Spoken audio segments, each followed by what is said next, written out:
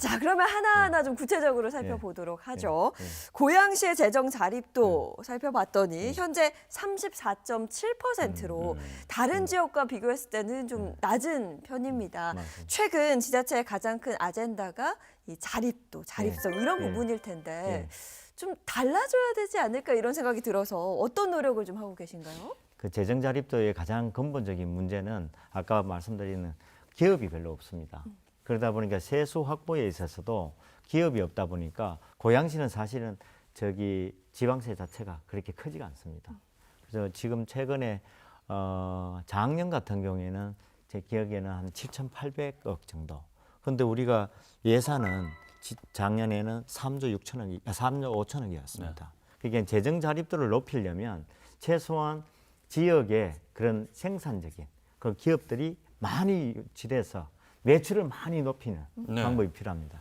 그 대표적인 데가 사실은 저 판교 우리 그 테크노밸리 거기는 매출 그 판교 자체가 매출이 한 110조 정도 되는 걸로 알고 있습니다.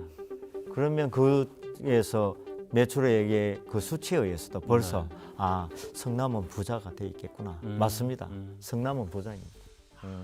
그 더 발전하려면 사실 해결해야 될 문제는 분명 교통이 아닐까 싶습니다. 예. 일기 신도시 때만 해도요, 교통이 뭐 잘 돼 있고 교통 편의성이 굉장히 뛰어나다 이런 평가를 받았었는데 지금은 사실 그 안에도 뭐 식사동, 그 삼성지구 뭐 들어서면서 교통 문제를 해결을 해야 되거든요. 이와 관련해서 어떤 점들이 좀 필요하다고 보세요? 지금 좋은 말씀 해주신 것 같아요. 그게 저기 1992년에 입주해서 53만에 맞추어서 사실은 교통에 관련돼서 3호선 만들었고 네. 그거는 일산선이라고 얘기하기도 합니다.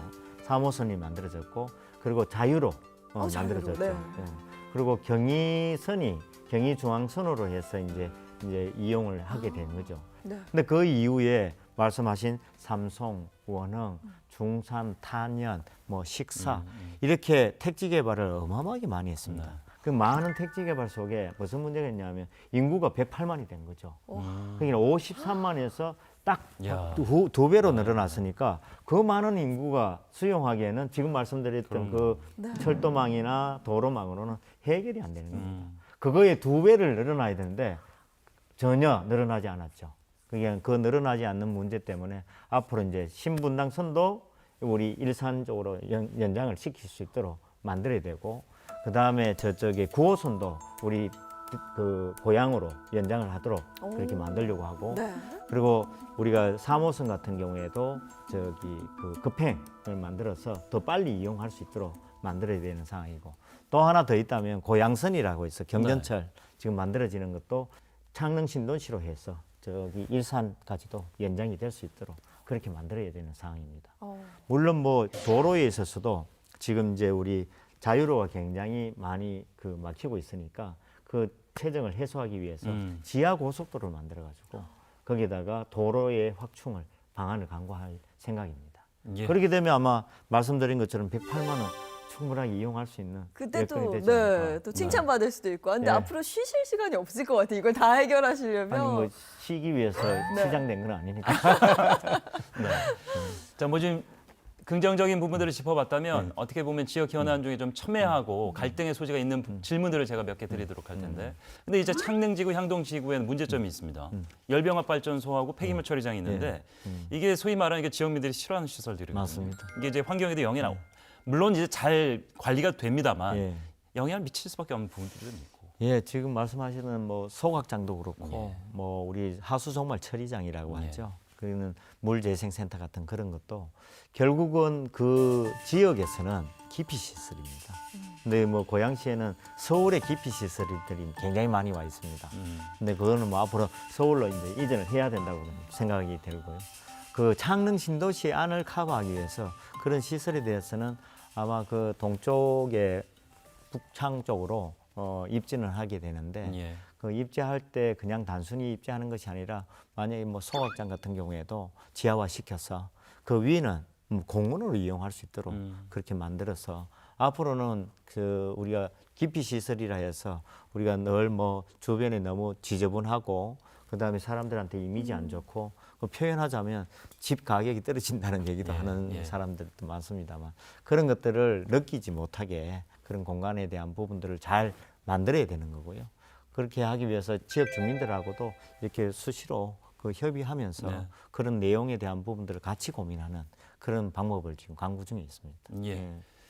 다음 드릴 네. 질문은 이게 참 정치 지정학적인 그런 관계성도 있고 현재 정치 구도에 관련된 문제일 수도 있는데 경기도의회가 도의회 의원 여야 동수가 되면서 예. 엄청난 갈등 준예산 사태를 경험했는데 인근 지자체도 좀 비슷한 상황이에요. 예. 이 시의회 역시 여야의 갈등이 좀 있어서 어려움이 있지 않았습니까? 예, 지금 같은 경우에는 말씀하신 것처럼 여야 동수라고 얘기하는 것처럼 고양시가 바로 여야 동수입니다. 아 마찬가지입니까?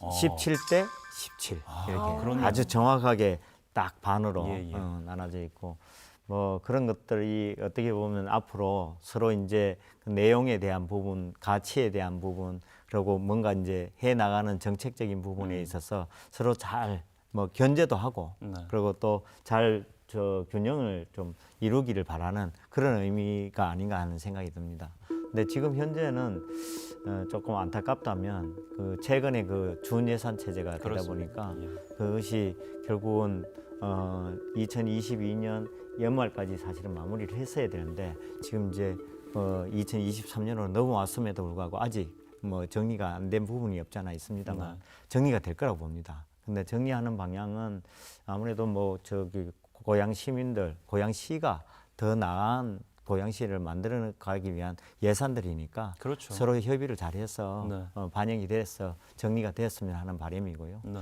그리고 지금 같은 경우에는 여야에 서로 아주 좀 첨예한 서로의 의견 대립은 계속 동점만 되는 거예요. 예. 그러니까 저희가 경연 프로 보면은 예. 네. 심사위원을 괜히 홀수로 두는 게 아니에요.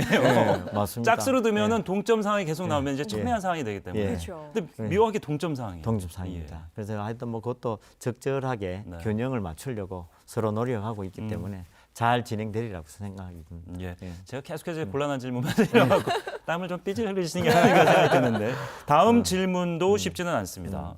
재정 건전성 얘기를 앞서 저희가 했습니다만 예. 그렇다 보니까 돈을 좀 씀씀이를 아껴야 되는 상황이 됐고 이 일환에서 신청사 계획도 백지화가 됐죠.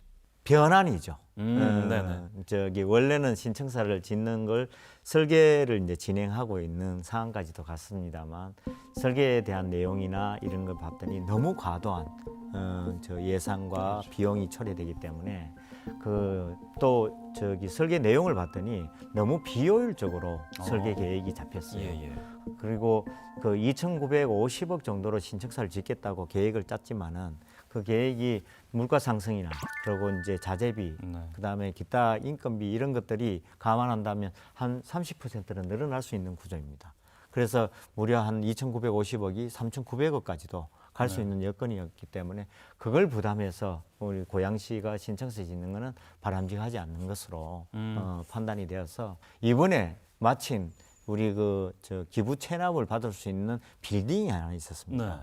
그 빌딩이 2만 평입니다. 와. 그러니까 빌딩 전체의 연면적이 2만 평이면 예, 예. 우리 고양시의 청사로서는 그러네요. 충분한 공간이 예. 되는 거죠. 그리고 원래 지을 때부터 이게 이제 행정 빌딩 같이 업무용으로 지었기 때문에 손 많이 볼 것도 없겠네요. 예, 그렇게 뭐 특별하게 우리가 얘기하는 칸막이를 다 한 것도 아니고 예. 사무실로 쓸 수 있도록 만들어져 있는 오. 구도입니다. 그래서 자연스럽게 그 공간을 확보하고 그 확보한 것이 결정되는 걸 보고 네. 아 그런 방향으로 우리가 저기 청사를 활용하면 좋겠다 했던 지역이 바로 지금의 백석동이라는 지역입니다. 그래서 백석동이라는 지역이 원래 있던 그 저 청사 부지하고 거리상으로는 한 1.5km, 2km 정도. 가깝네요. 예, 멀지 않는. 뭐 거리입니다. 이사비도 많이 안 되겠습니다. 예, 많이 안 됩니다. 이사비도 많이 안 들 뿐더러 네. 뭐 아주 그 효율적으로 예. 활용할 수 있는 여건이라고 생각합니다. 네. 그 1기 신도시의 음. 성공 이후에 2기 신도시가 등장을 하면서 사실 그 명품 도시의 이미지를 타 도시에 넘겨주긴 했습니다. 예. 근데 이제 3기 신도시가 등장을 하잖아요. 그 명품 도시의 이미지를 다시 좀 찾아와야 될 텐데 어떤 점들이 좀 필요하다고 느끼시는지. 저 도시가 갖고 있는 인프라 차원에서의 내용도 필요하겠지만은 그 도시를 구성하고 도시를 만들어 나가는 이 도시민, 그러니까 시민들이 생각들이 굉장히 중요하다고 봅니다. 그리고 그런 문화를 만드는 것도 중요하고 고양시에 최근에 사는 분들이 비교를 다 저기 우리 분당 신도시, 일산 신도시, 성남, 그다음에 고양 이렇게 이제 비교하면서 비교의 척도가 되는 것 중에 하나가 집 가격입니다. 그래서 집 가격을 가지고 단순하게 이제 표현을 많이 하는데 저는 사실은 집 가격에 대한 부분은 아까 말씀한 그런 여건이 마련되면 자동으로 가치는 따라가겠죠. 높아질 수밖에 예. 없다고 생각합니다. 네.